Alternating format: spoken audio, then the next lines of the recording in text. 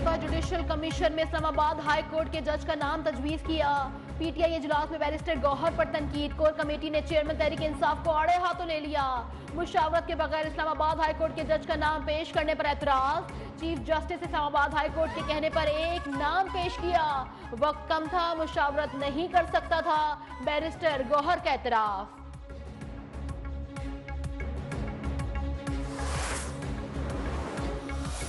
मुज़ाकरात का जहाँ तक ताल्लुक है तो खान साहब ने अब नहीं बल्कि इससे कई महीने पहले अनाउंस किया था। 3 मेंबर कमेटी बनाई थी और खान साहब कह रहे थे कि मुज़ाकरात हो। हम समझते हैं, मैं तो ज़ाती तौर पे बारहा कह चुका हूँ, मुज़ाकरात होने चाहिए। मुकदमा जाली हैं, तमाम में बरियत होगी। चेयरमैन पीटीआई बैरिस्टर गौहर की इस्लामाबाद सेशन कोर्ट के बाहर मीडिया से गुफ्तगू। कहा मुज़ाकरात जरूर होने चाहिए, सियासी मसाइल का हल सियासी बैठक से ही होता है।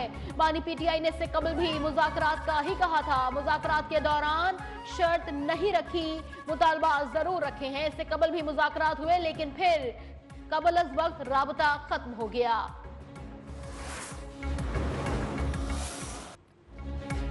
डी चौक एहतजाज पर गिरफ्तार 38 मुल्जिमान केसेस से डिस्चार्ज। 2 अलग अलग समातों के लिए मुल्जिमान को इंसदाद दहशतगर्दी अदालत में पेश किया गया।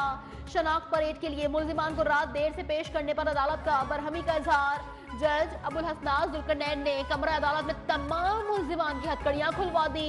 रिमार्क्स में कहा कि उन्हें दोबारा गिरफ्तार किया गया तो पुलिस वालों को हथकड़ी लगवा दूंगा।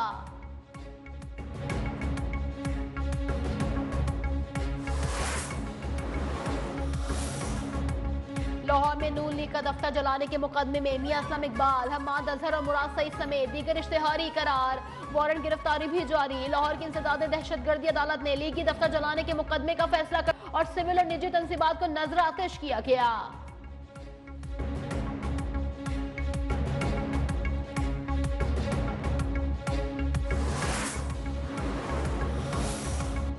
पीटीआई के बदतरीन दौर में मईशत का बेड़ा गर्क किया गया।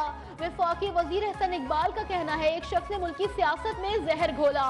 पीटीआई के दौर में मुल्क की तरक्की का रास्ता रोका गया। मुल्क को इंतशार के बजाय अमन इस्तेहकाम की जरूरत है। हमने मुल्क को तरक्की और खुशहाली की तरफ ले जाना है।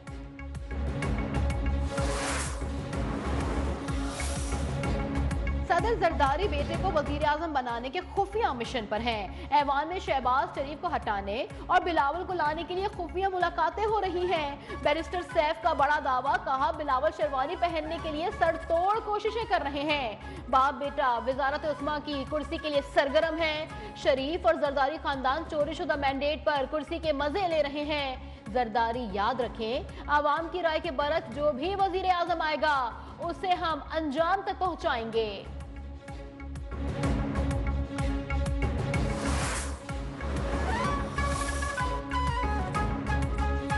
पाकिस्तान के सरबराह खालिद मकबूल सिद्दीकी का हुकूमत से अलहदगी का इंदिया। कहते हैं न जाने कब हुकूमत छोड़ दें, हुकूमत छोड़ने में इनका रिकॉर्ड बहुत खराब है। 26वीं आईनी तरमीम के वक्त बहुत उजलत थी। आईनी तरमीम के बायस मदारिस के बारे में नहीं सोचा गया। कराची के खुशहाल होने तक मुल्क खुशहाल नहीं होगा। दुआ है कराची भी इस्लामाबाद जैसा हो जाए। कराची के बल्दियाती इख्तियारात एक धोखा है।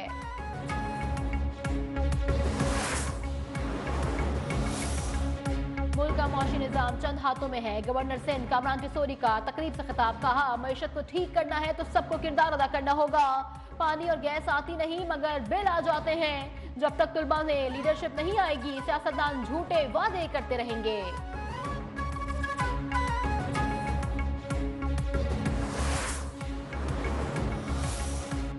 वजीर आजम शहबाज शरीफ की हिदायत पर पाकिस्तानी वफ्द की अमरीकी जेल में डॉक्टर आफिया सिद्दीकी से मुलाकात। सेनेटर बुशरा अंजुम का कहना है आफिया सिद्दीकी की 20 जनवरी से पहले रिहाई से मुतालिक फैसला मुतवक्के है। पाकिस्तानी वफ्द ने अमरीकी कांग्रेस और महकमा खारजा के हुकाम से भी मुलाकातें की।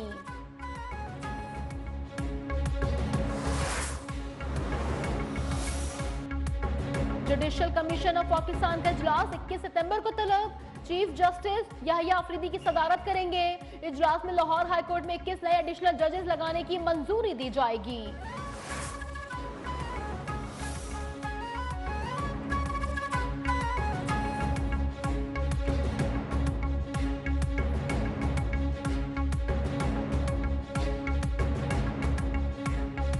वजीर आजम शहबाज शरीफ 19 दिसंबर को हवाएं चलेगी और सर्दी अभी मजीद बढ़ेगी। महकमा मौसमियात की मुल्क भर में सर्दी की लहर में मजीद इजाफे की पेशगोई।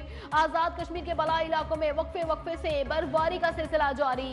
गिलगित बल्तिस्तान के बलाई इलाकों में भी बर्फबारी से मौसम ठंडा हो गया। पंजाब भर में कड़ाके की ठंड पड़ रही है। मरी गलियात में भी सर्दी में इजाफे का इम्कान। लाहौर सुबह मुल्क के आलूदा तरीन शहरों में नंबर 1 पे आ गया। कराची में ठंडी हवाएं, आइंदा हफ्ते सर्दी में मजीद इजाफे की तवक्को।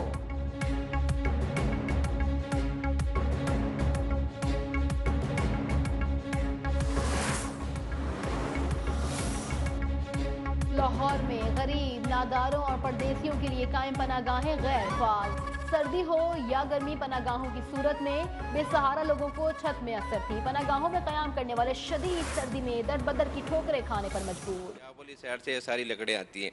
जो पहले किराया था वो 40 से 50 हज़ार रुपये था। अभी किराया 1.5 लाख पौने 2 लाख तक हम किराया दे रहे हैं और लकड़ियाँ भी ढूंढ ढूंढ के ला रहे हैं। पहले निस्बत से लकड़ियाँ भी कम हो गई हैं। लाहौर में सर्दियों की आमद के साथ ही गैस गायब। लकड़ी और कोयला भी आवाम की कुव्वत खरीद से बाहर हो गया। लकड़ी 1500 रुपए मन हो गई, कोयला भी 120 रुपए तक किलो जा पहुंचा।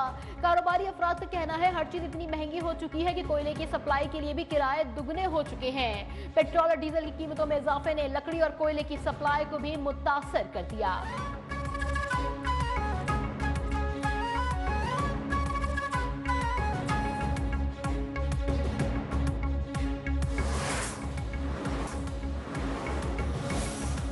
पाकिस्तान की शराइत मान ली गई। भारत ने घुटने टेक दिए। चैंपियंस ट्रॉफी हाइब्रिड मॉडल के तहत ही होगी। भारतीय मीडिया के मुताबिक आईसीसी ने हाइब्रिड मॉडल की मंजूरी दे दी। आईसीसी चैंपियंस ट्रॉफी के मैचेस भारत दुबई में खेलेगा। 2026 T20 वर्ल्ड कप के मैच पाकिस्तान कोलंबो में खेलेगा। पाकिस्तान 2027 में वुमेन्स टूर्नामेंट के बाद इवेंट की मेजबानी ले सकेगा। स्टेक होल्डर्स की मंजूरी से बाज़ाब्ता ऐलान जल्द मुतवक्के।